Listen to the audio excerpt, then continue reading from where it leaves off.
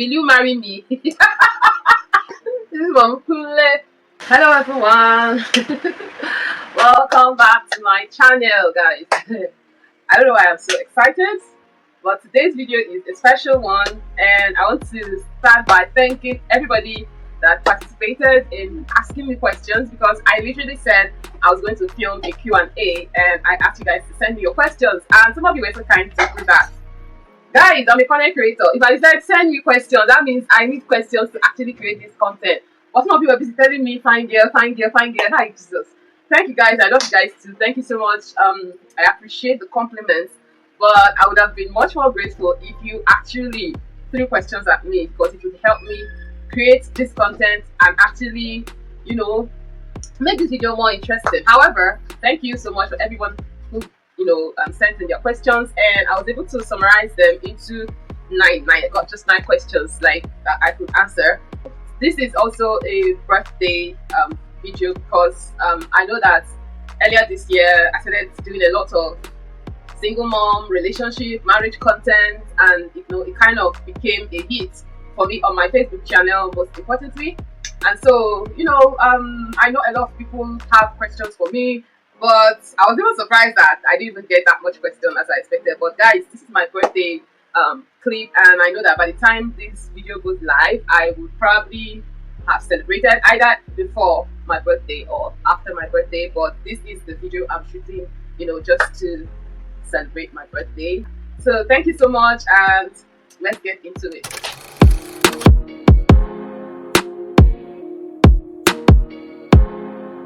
My name is Chidalumoke. I'm a fit and lifestyle content creator. If you are new to my channel, I'd like to say welcome for tuning in today. And if you are a returning subscriber, thank you so much for supporting me. And please, before I start, I'd like to encourage you to please hit the subscribe button and turn on the notification bell so that anytime I post a video, you get notified. And please don't forget to give this video a thumbs up, like, share, and subscribe if you did like this video. And leave me a comment, maybe to drop your opinion about any of the questions, or to ask more questions, or to give suggestions of videos you would like to see. So let's get into today's video. Okay guys, welcome back. So I started creating a lot of content around single motherhood, marriage, divorce, and stuff like that. And I'm always supportive of women, because I feel like, especially in this part of the world, Africa, women are often backlashed. Like, we receive a lot of I don't know, I would say more of negative comments and opinions about women in Africa. It's Nigerian women this, Nigerian women that, black women this, black women that. Like, I'm tired of it, I'm fed up of it, and that is why I decided to lend my voice and begin to speak up for women. I'm not trying to say women are saints, I'm not trying to say women are perfect. There are women that have issues, there are women that are narcissists, there are women that are bad mothers, and so on and so forth. But it's not cultural based, it's not tribe based, not race-based. Like, it depends on upbringing, societal values and standards, what the person was exposed to growing up, and this you can find in any society, you can find in any country, in any race, in any tribe. So this thing about Nigerian women, like, guys, come on, give us a break, cut us some slack, So as a result, I started making a lot of waves on my Facebook profile, but I kind of toned it down recently, and I don't know if it's good. Like, for me, for my content, those kind of posts usually go viral, but eventually a lot of friends advised me to reduce it so that I won't look like I'm a bitter person, I'll be chasing away suitors. So many things I've been told, and I did, but it's now making me look like I don't have anything else to say aside that. But it's not really that though. It's just more like, this is the thing that I'm passionate about, and because I have to restrain myself from saying it, like, I'm holding back, so it's affecting how much content I put out. Nevertheless, I'm going to still answer some questions that I know is out of curiosity, based on the kind of content I've been putting out. Yes, I know some of these questions were out of curiosity. So I'm going to start with number 1. This is from Lee McDonk. So guys, make sure you watch this video, because I told you guys I'm going to answer your questions. He says, do you want to have husband and more children in the nearest future? Of course I want to remarry. Like, I belong to a single mom community which I founded, Dear Single Mom, and right now we are over 30 moms in that community, and I'm hoping a lot more will join. So some people are like, hey, don't turn it into a hookup group. I've heard that. Some people say don't turn it into a lesbian group. I've heard that. People say don't turn it into a group of angry. In fact, some people, when they want to join, they'll say, what kind of group is this? Is this a group where people are angry about men and cussing men out? I say no. This group is for us. It's a place of motivation, it's a place of encouragement, it's a place to rant and vent as well. We drop topics, and everybody will bring out our opinions and ideas, supposed to speak from their experiences and all that. People get advice, counsel on whatever they're going through and stuff like that. And in this community, I noticed that, guys, a lot of the women in my community, they do not want to marry, especially the ones that have had at least 2 children. A lot of them do not care about marriage anymore. They don't mind dating, but a lot of them don't want to marry. Even in my single life, my life as a single parent, I have had more married women discourage me from marrying again. I've had more married men telling me, girl, some of us want to come out, you want to go in. Do you know how many married men want to come out? You want to go in. What is your problem? You've been there, done that. You've tested this thing. Why do you want to go back in? So guys, yes, I do want to remarry. And my reason basically because it's just my preference. I want to marry. I want to be a wife and I want to be a mom. I know I'm already a mom, but I want to have a whole family. I believe the family consists of the father, mother, and the children. So I want that for myself. I want my children to have a present father. I want them to have a present mother. There's a difference between losing a parent to death. That one is different. But I don't want the whole broken home thing. Growing up, I didn't grow up with my mom. And I lost my mom at a very young age. And then sometime later in life, I also lost my dad. So I basically grew up an orphan. So I know from both sides what it means to not have your parents. And I don't want that for any of my child at all. I don't want that for my child that I have now, and I don't want that for the ones that I have in future. So while we pray and ask God for long life and prosperity, we also do our parts. And my part is to actually remarry. You can't say you want a whole family, but you don't want to marry. So the only thing I'm focusing on and praying and asking God for guidance is to find the perfect partner. And I don't mean like perfect. I mean the right man for me, the man that suits me, that's compatible with me, that whose visions and goals for life align with mine, and we are able to build a happy, healthy home for us and our kids. So yes, I definitely would want to remarry. So question number 2. This is from Hush Property. It says, are you interested in a relationship with someone who is interested in you? Of course, guys, of course. Like I said, I want to remarry. So yeah, definitely, I will definitely be in a relationship. But of course, it's not everybody that is interested in me that I'm interested in. It has to go both ways, because there's this funny things guys do that make me laugh. You hear a guy say something like, I wish I met you before I met my wife. I'm like, okay, even though I know that you're just boboing me, right? That's what comes to Nigeria. But then, what makes you think that I would want you if you met me before your wife? You get me? So just because you're interested in me doesn't mean I'm interested in you. I mean, there are people that I have been interested in who are not interested in me, and it's okay. Like seriously, everybody can't like you. So if someone is interested in me and I am interested in him, then we can decide to be in a relationship. But if he's interested in me and I am not interested in him, we can't be in a relationship. Like, it has to take 2 to tango, So yeah, that would be my response to that. This one is from Sylvester Chef, I don't know how to pronounce that. It says, what are the things that you don't like in marriage? What are the things that I don't like in marriage? I think I should have given this some thought before filming this game. Okay, basically, I just think, based on my experience from the past, I think I would say that what I don't like in marriage, and I pray I don't see and encounter again, is when you don't come through with the original deal. You know what I'm saying? Like, what is the plan? You gotta stick to the plan, So what is the deal? What was the original plan? What was our original plan, vision, idea, and stuff like that? Because when you're courting, they will tell you courtship time is not the time for eating shawarma and fornicating alone. Even though we advise not to fornicate at all as those children, but God is helping us. But it is a time to talk. It is a time to know what you want in that marriage. Like if you are dating to marry, of course, you're not playing around, you're not doing situationship, you're not doing friends for benefit. You're dating this person with the hope of settling down. So you need to know, what are this person's visions? What are his plans? You need to ask questions like, how many kids do you want to have? Where are we going to live? How are we going to deal with our finances? Who is going to take care of what? What do you think about disciplining children? Like, there are so many things you're going to ask. I know that, they'll say in marriage, there are so many things. Yes, we know. But there are basic things. There are basic questions that you need to ask. There are basic things you need to know and be certain of before you get married. Now, when you finally get married, you cannot now enter and start doing something else. You get? That is where problem starts. It's easy to say, if you see what my husband did, my husband did this, my husband did that, he did this, he did that. For the men, if you see that my wife is terrible, check very well. A lot of you when you get in, you start doing something else.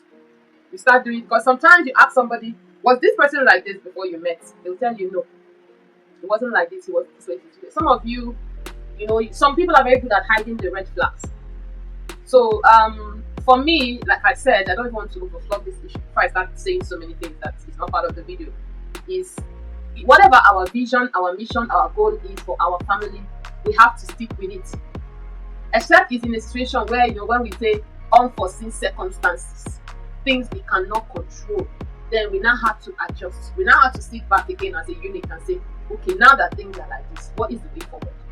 But not that you have plans, you made plans with your significant other, then you enter marriage and you start doing something else. And this brings me to a post that I shared recently. So in this post, I said the biggest mistake in relationship is to stop doing the things that got your partner to fall in love with you. This is why you have to keep dating even when you get married. Keep dating. Keep making him or her laugh. Buy those flowers. Show them you care. Let them hear it. Let them see it. Let them feel it.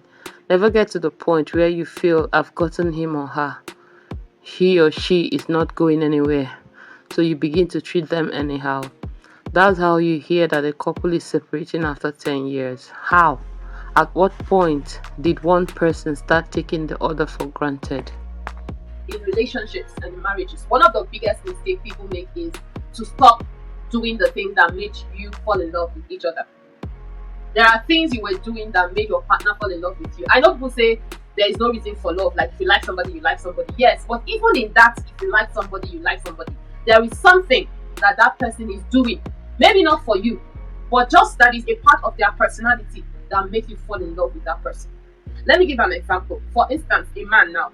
Let's say you are very ambitious. You have this hustling spirit. You're very intelligent. Like if you see like business ideas, you're never lacking of business ideas. A woman can sit down and like, guys, see, when you sit down and talk with this guy, your brain will be going crazy.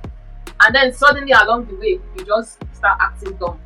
Like you just become like ice water. You can't think of anything anymore. The person will be wondering, like, this is not the guy I married. I've heard women say, this is not the man I married. I want him back, maybe based on whatever challenge they are going through in their marriage. When they say you have to keep spicing it up, you can't say because it's we are married, I don't need to buy her flowers on Valentine's Day, or I don't need to buy her Christmas gift. I don't think women ever get tired of getting gifts from their husbands. I don't think they ever get tired of getting loved up. I don't think so. And I think the same thing applies to men.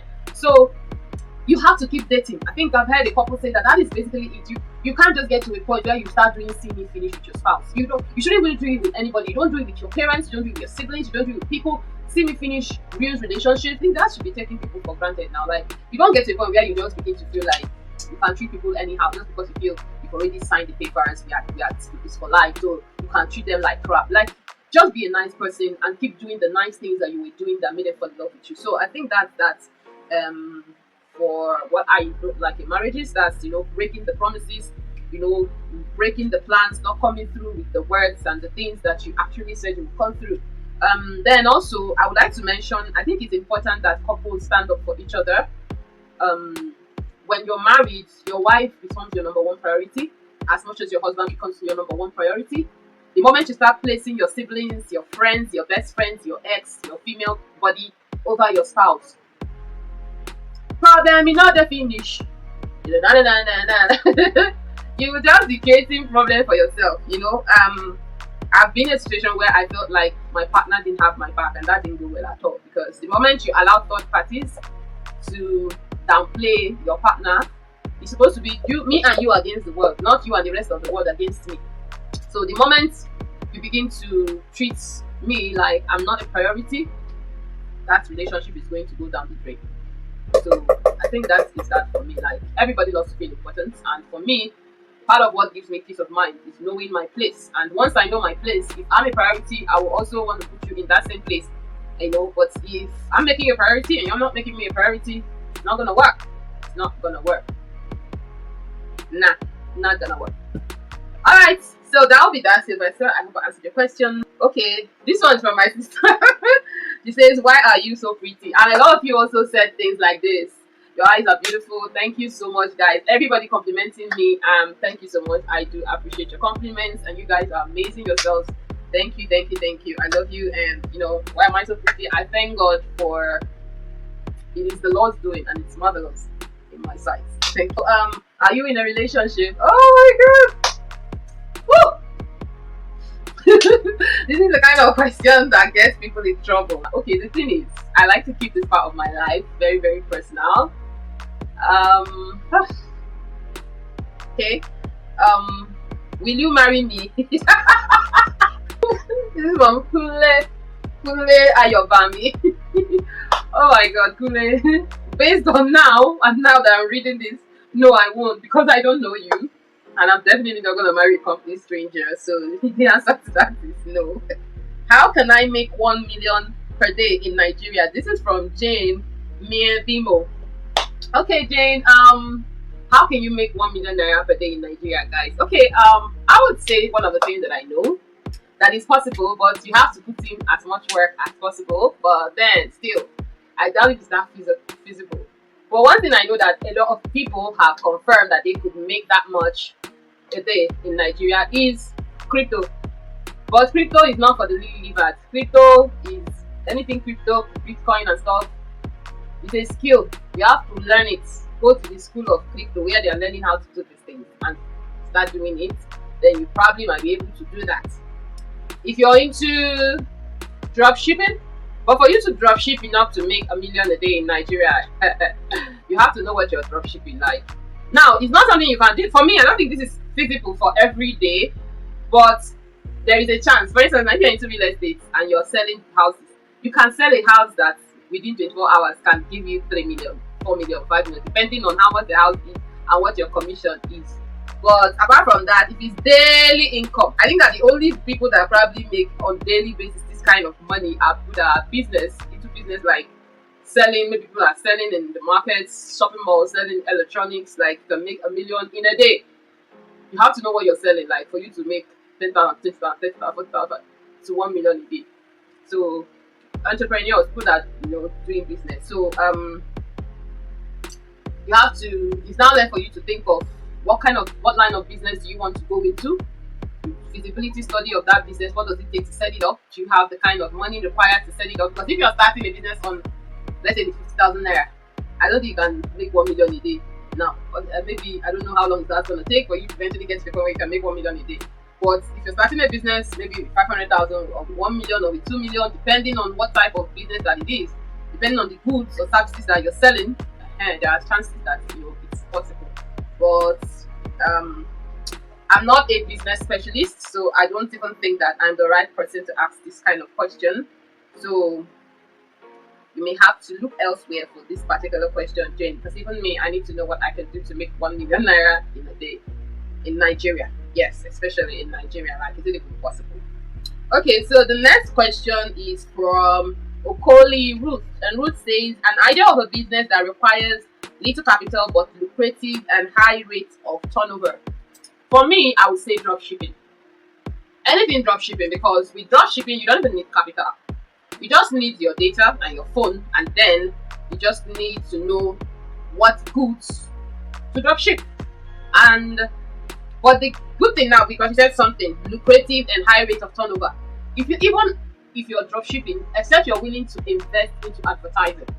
So as much as you're drop shipping, let's say you're drop shipping this throw pillow, guys, please do not laugh at my throw pillow. It's not you that's stocking these throw pillows, but you can, go to so many people that are selling throw pillows, take pictures of throw pillows, organize them into a video, and create an ad campaign on those throw pillows and advertise. So as people are sending in their orders, with their money, you're buying and shipping to them.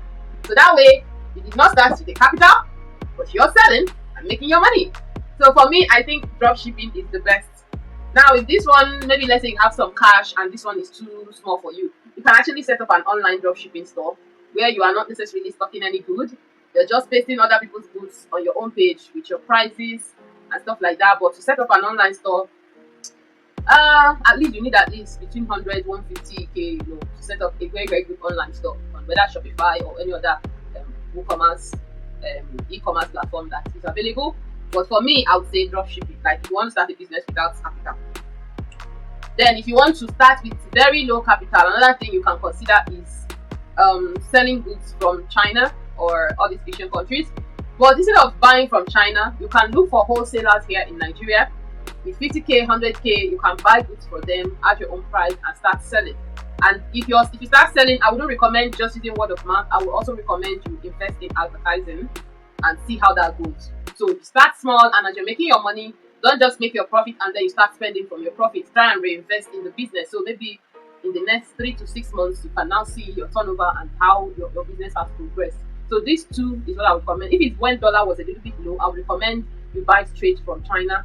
But now with the dollar rate, cost of shipping and everything, I would recommend buy from Nigeria. There are already wholesalers in Nigeria, even though they add their own little change there, but it's still cheaper than trying to get it straight from China, paying shipping and all that, and selling. So these are the two that I would recommend. This one is from Duro Steve Fame. He says, do you agree that it is ladies that make marriages work? That is, it is the job of a woman to keep a home. So yeah, I'm gonna end this video with this particular question. Is it the job of a woman to build a home? Guys, I don't believe that. I believe that it is the job of the man and the woman to keep a home. The woman should be able to give 100%. The man should be able to give his 100%. I keep saying, and I keep saying, and I keep saying, and I keep saying. So long as men keep saying women this, women this, women this, women that, we're gonna keep having problems. And so long as the women keep saying men this, men this, men this, men that, we're gonna keep having problems. And honestly, I would recommend that if you want to get married, like seriously, if you want to settle down with someone, go and check what that person posts on social media. Even companies are doing it these days. Some companies they are telling you to drop your Twitter handle. They want to go check what you're posting, which company you're bashing, what you think about politics, sports, entertainment, which celebrity is your mentor. You get? So a lot of people have very whacked up, twisted mentality about marriage that it is so alarming. It is important to check the mind of who you are getting involved with, ladies and gentlemen. I'm telling you, and I'm not talking to men alone. I'm not talking to women alone. Men, check the mind of the people that you are getting involved with. Check their values, their family values, their standards. What is important to them in the family? Like for them, what kind of father, what kind of husband does he want to be? What kind of wife, what kind of mother does he want to be? What will she prioritize? Is her children's well-being and safety? Because there are bad mothers. There are mothers that don't give a shit about their children. There are mothers that you give them money for school fees, they will use it and buy human hair. So you need to check what is the priority of the person you're choosing to wife up or the person you're choosing to make a husband. Because any man who tells me that it is the job of a woman to build a home is not compatible with me. I'm not compatible with that kind of person, because I am the kind of person that would require you to be very, very much involved in the home as much as I am.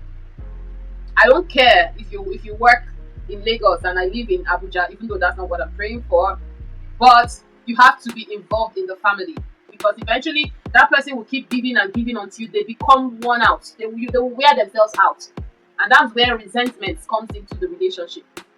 Bitterness is like you're never available, you never attend the children's events, you never go to their school to check up what they're doing. You don't know your child's favorite color, favorite food, what they're allergic to. You ask some parents, what is your son like? You don't know. What is his favorite color? You don't know. What is your son's birthday? You don't know. What is that? Like, you need to go in with the mentality that we are in this together.